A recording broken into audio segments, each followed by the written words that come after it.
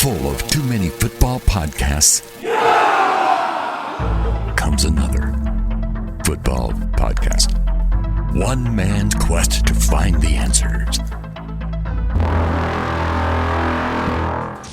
Okay, boys, let's go to work. Now, live from Pine Grove Studio B, it's Let Me Be Frank with T. Frank.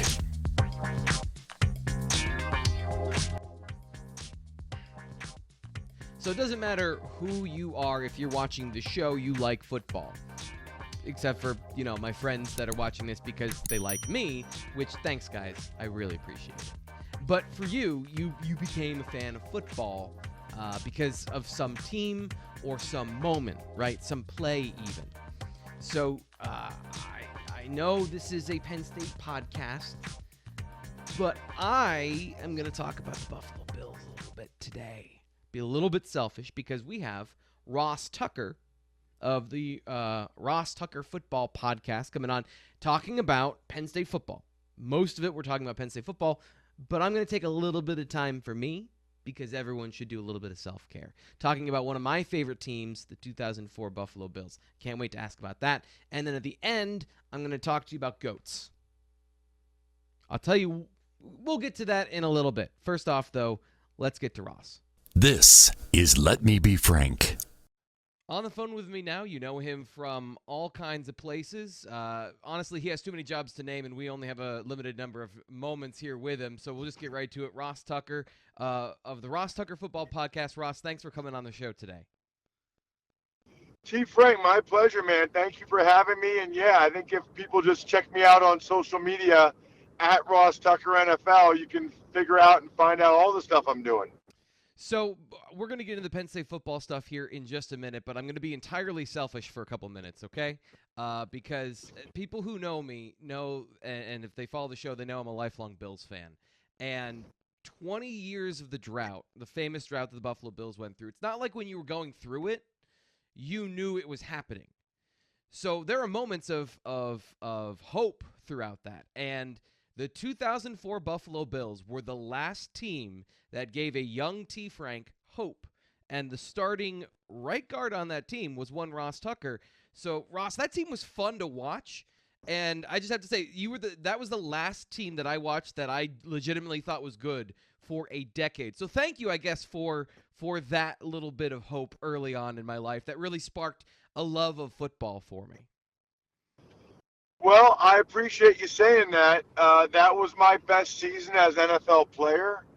I started 13 games. It was actually 4 at center and 9 at left guard that year. We went 9-4 in those 13 games, and kind of a bittersweet season in the sense that, I had a playing time bonus in the first year of a 3-year contract extension, and I hit it, and I made that's the most playing time I ever got in my career. It's the most money I ever got in my career. It's the most fun I had. We won 6 games in a row at one point, and it's certainly the best team I ever played on that didn't make the playoffs. And in fact, they've actually, I don't know if you've ever seen it, but they've done studies like Football Outsiders and some of these analytics sites that we are like legitimately the best team in the last 20, 30 years or something that didn't make the playoffs. Yeah, like, that team had a top 10 defense, and Eric Moulds, Lee Evans, Drew Bledsoe. That was a really fun team to watch. It was a ton of fun.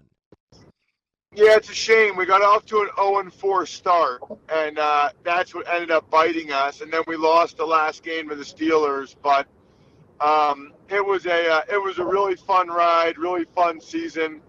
Just disappointing that we couldn't finish it off with a playoff berth. We got so close, and I guess that was only year 4 of the playoff drought, or maybe year 5. So it wasn't that cool at that point. Yeah. But then with every year after that, obviously became a bigger and bigger deal. Yeah, that's you didn't know it was coming at the beginning. And one of the things I got to say, and this will be the last thing because I want to get to I want to get to Sean Clifford and a bunch of other things, but one of the things that made me think, what is going on here, is they released Ross Tucker, and I was like, he played well. Why would you release that guy? And organizations that don't value players end up in those situations. So, in a way, a herald of the decade that came. Yeah, I mean, I can tell you what happened is I played the end of the '04 season with a herniated disc in my back. We decided to try to avoid the surgery.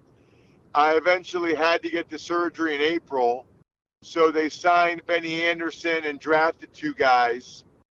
And then the first day of training camp, I partially tore my hamstring and missed 2 weeks. I was back for a week, and then I sprained my neck. And, they had just decided at that point to move on. I think that they thought I was sort of damaged goods with the injuries I was suffering. And so, that's why they ended up releasing me, unfortunately. But, yeah, that was a shame to have that good of a 2004 season and then get cut the next year. Yeah. So let's talk about Penn State football, what people want to know about. Sean Clifford last season, are there enough mitigating circumstances of 2020 and everything that the team went through in general that you think the play is explainable, or is it just what it was and you think we've seen the evidence on tape with Clifford? I think it's a combination of both. I mean, I think there are certainly probably some reasons and factors why Sean did not play as well as he did the year before. New offensive coordinator, new O-line coach, all those things. The injuries at running back. But, I don't think it explains him playing as poorly as he did. I think it's obviously some of the reasons why he didn't play as well, but I don't think you can put it all on the the outside factors. I think, and even Sean would tell you that he takes ownership of that as well. Because it applies again this year. How hard is it to learn a new offense? How much translates from offense to offense? And I know that's probably a pretty broad question, but what is the reasonable expectation, I guess, for the mastery or command of an offense heading into 2021, seeing as he did have the offseason, a normal offseason this year? So it's pretty hard, and I would say very difficult to truly master it in just 1 year, which is why, continuity is a valuable thing. Continuity is a valuable thing. Experience, it took Tom Brady a while to really get going in Tampa with Bruce Arians' offense, right? So that there's no question in my mind that there's something to that. And part of the reason why some of these guys, Breeze and Brady and guys like that over the years are so successful is because they've been in the same system so long. So I think it's impossible to master it in 1 year, but that doesn't mean you can't play at a really high level. Ross Tucker of the Ross Tucker Football Podcast. You can check him out on Twitter. What are your expectations, I guess, of Clifford heading into 2021? Do you have kind of what you think he can do? Like, I guess, what's your assessment of where he should be in your mind heading into 21? Yeah, I think he'll play about as well as he did a couple years ago. He's got a good receiving core now. I think the offensive line should be pretty good. And it's just hard for me to think that he would perform as poorly as he did a year ago. But I also don't know that I can sit here and, after watching what happened last year, think that he's going to perform at a really high level or a lot higher than he did in 2019. Yeah, I kind of felt like the situation exacerbated a lot of his weaknesses. So, not knowing the offense kind of exacerbated his process after the snap. not having command of everything made him uneven, so he didn't feel even in the pocket. So hopefully, I think if you're a Penn State fan, those are some of the things that can even out. Speaking of that new offense and Mike Yurcich, running outside zone in 2021, is that a big deal or not a big deal to you? It is a big deal because that scheme takes a lot of practice to really be able to get it right. And, I don't know that the offensive line, they won't have enough reps to master it, just like Clifford won't have enough reps to master what he's asked to do either. Again, that does not mean that they can't play at a high level. I think they will, but I don't think they'll master it. I think they'll be able to play well, but maybe not extremely well. On that note, other things that Mike Yurcich is bringing over in his new offense, another feature of the offense is motion. And, doing some study on it this offseason, it leads to some advantageous situations. What is the risk reward when running motion with college athletes and putting, you may be putting your player in a situation to succeed, but if you haven't mastered all of this stuff, this seems like, are we going to see a lot of these concepts in their fullest potential in year one from Mike Yurcich? I don't know. It's a good question. Probably not in their fullest potential. I mean, he'll be able to build on it in year two on what he does this year. So I guess the answer to your question is probably not to its fullest potential, but I don't know that they need it to its fullest potential. They just need it to be better than it was last year, and they need to be successful. And, motion certainly helps. There's no question. Motion helps you identify pre-snap whether or not you think it is going to be man coverage or zone coverage. It helps you to determine whether or not you think they're going to be coming with pressure. There's no question that no question in my mind that it's helpful. We'll switch to the defense quickly because we spent a good amount of time on the offense. Is there a position on the depth chart defensively that you have your eye on that you're looking for either somebody step up, take a big step forward, or a potential weakness in 2021?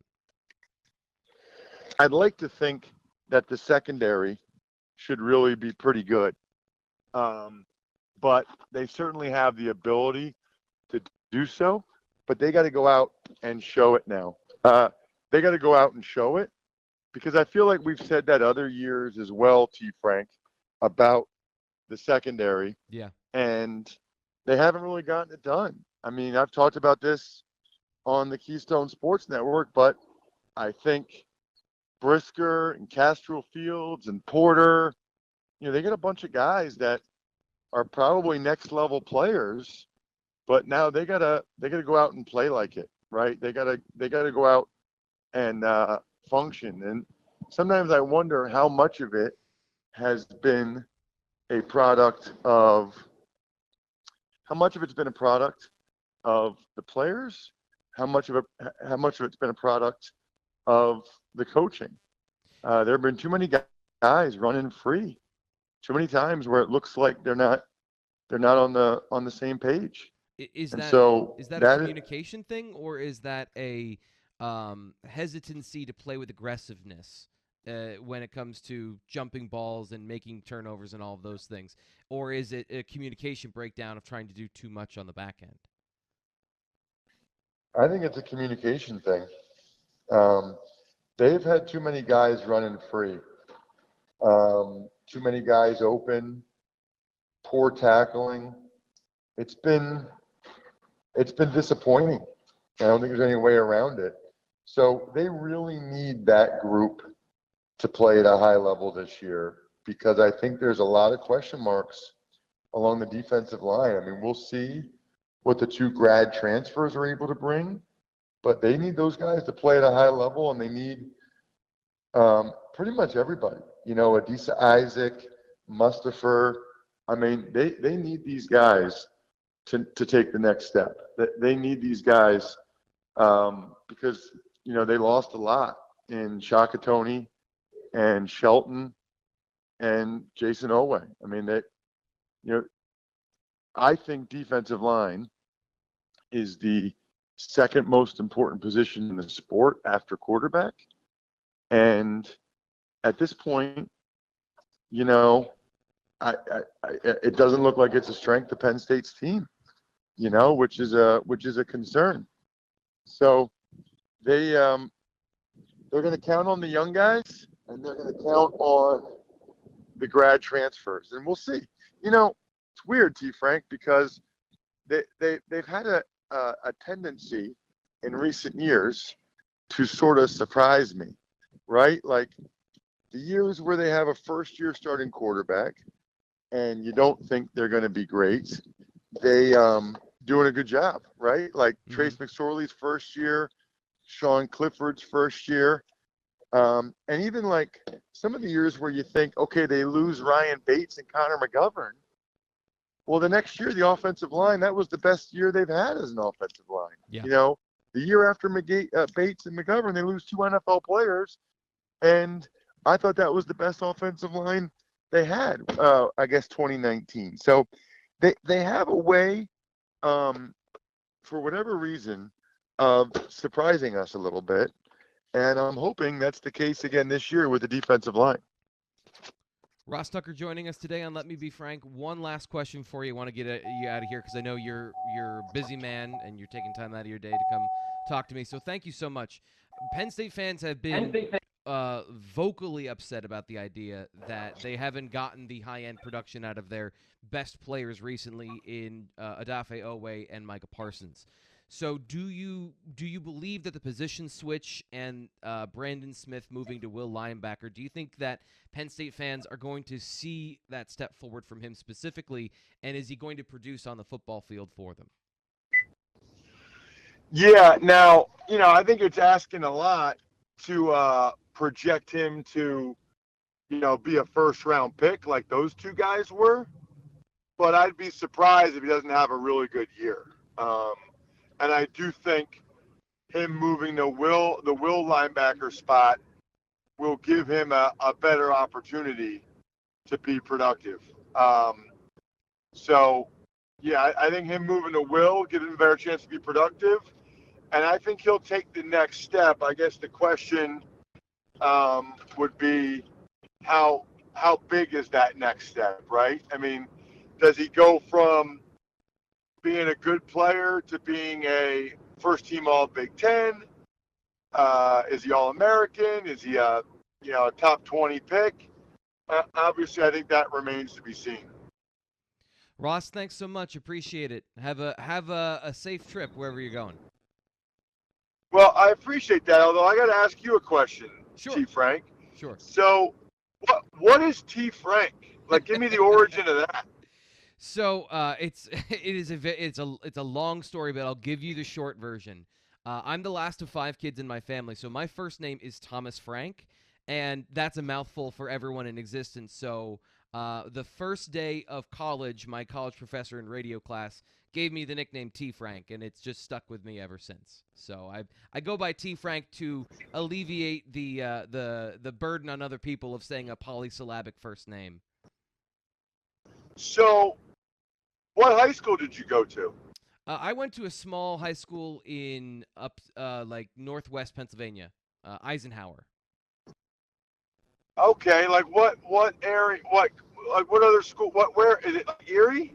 So I call it the Bermuda Triangle of nothing. So it's halfway between Buffalo, Pittsburgh, and Cleveland, and there's nothing in between that you probably have ever heard of. Those are the landmarks. Jamestown, New York. There's not a lot. Interesting. There. Okay, I kind of know where you're at. Okay, that's why you're a Bills fan. That makes sense. It's a border state. I lived in a border town, so it was either you were a Steelers fan or a Bills fan. And for the first half of my life, I was on the losing end of that battle, and it wasn't particularly close. Yeah, no, I know. So wait a minute. Did people in high school call you Thomas Frank? Oh, no, in high school they called me Thomas because my dad was Tom, so I was not going to be Tom or Tommy. I was Thomas. I'm very fancy, so. What's your last name? Carr. Oh, Carr. Yeah, I knew that. I knew that. Sorry. So, dude, I think T. Frank's amazing. By the way, Well, thank you. you're Appreciate that. you're the only T. Frank I know, and the whole point of a name is to distinguish. So I love the name T. Frank. I love that you're a Bills fan.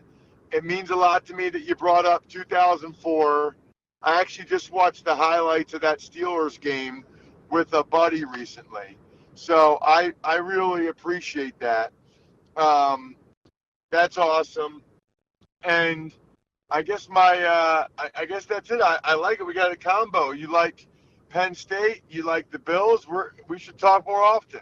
I'll have you on anytime you want to come on, Ross. This is Let Me Be Frank. Okay. Let's have a conversation about words because things are getting out of hand. Words need to have meaning, okay? And if we just use them however we want, that system gets broken. And it's time to be frank about the way you speak, especially online, because we're talking today about goats and stands. It's insane. It's getting out of control. It's getting out of control. Here is a quick list of things that I found just this week that people use the term GOAT on Twitter. I just searched GOAT on Twitter, and this is what came back. Jacob deGrom, Logan Paul. Come on. Kesha, your friend that did something cool and you videotaped it, because I have no reference for what it was, and a motivational post by some wannabe Tony Robbins. Can all of those be GOATs? All of those is what you're saying. Words have to have meaning, right? So the term GOAT, greatest of all time. And I just want to point out the final part of that is time. Time. Literal passage of time. And believe me, I've been, especially younger people, I've been young before, and I had no reference for time, and what I saw was I didn't believe that anything happened before 1990. Anything before that was just random blank history. The world started when I was born. I've had that reference point. Here's the thing. It didn't. So we need to have some reference on time when we're talking about, in sports especially, we'll get to sports here, an increment of measurement longer than your attention span is what we need for time. So here are the two that actually make sense if we're going to use GOAT that I found this week. Julio Jones, Mike Krzyzewski. And I'm not saying that my opinion should matter about those two things. You can think whoever's the greatest college basketball coach of all time, as long as we have the time element and the greatness element. Both are necessary. Julio Jones has put together a decade-long resume of being one of the most dominant receivers in football. You can make the argument if you want that he is a GOAT or the GOAT. By the way, if we go a GOAT, you're undercutting the whole thing because it's greatest. Greatest of all time. But if you want to say that about Julio Jones, we can have a conversation. It's at least in the ballpark. But here's one that isn't. Patrick Mahomes. Oh, how dare you. Here's the deal. Patrick Mahomes is otherworldly good. He will at some point easily be in the conversation of greatest quarterbacks of all time. I don't have a doubt about that. But it's not now. It's not right now. He's been doing it for like 5 years. You're assuming, based on what we've seen, which is some of the greatest quarterback play we've seen individually. Sure, yes. But what about the next 10 years?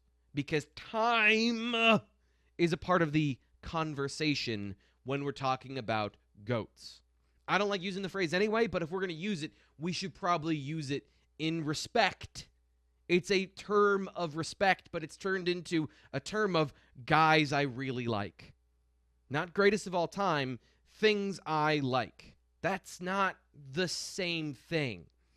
Okay, so next thing is, this isn't really a word, but it does have a meaning that I think people are misinterpreting and are using, like, wildly inappropriately. It's the term stan. You can look it up in the Urban Dictionary. You can listen to the Eminem song. It means an overzealous fan, right? But I've seen many, many people, too many for my comfort, use it as a term of pride. I stan my team. I stan Ben Roethlisberger. Hold up. Either you don't care, and then I have a problem, or you've never heard the song Stan. Go listen to the Eminem song Stan. Please, before you use that, understand that Eminem didn't like Stan. Eminem, in the song, was writing about a lunatic who was entirely too emotional, had a psychotic break, drove off a bridge with his wife in the car. So that's what you want to be proudly compared to? Words have to have meaning, okay? Words have to have meaning. We need to assign a general, like, we don't have to be uber specific about it. We don't have to be so specific about it that it takes the fun out of words. But we can't do this nonsense, because then we've tottered and teetered all the way off to the cliff of nonsense. So, like, please don't use the word stan. Like, if you genuinely stan something, we're not going to be friends, because I don't want to end up in the trunk of a car.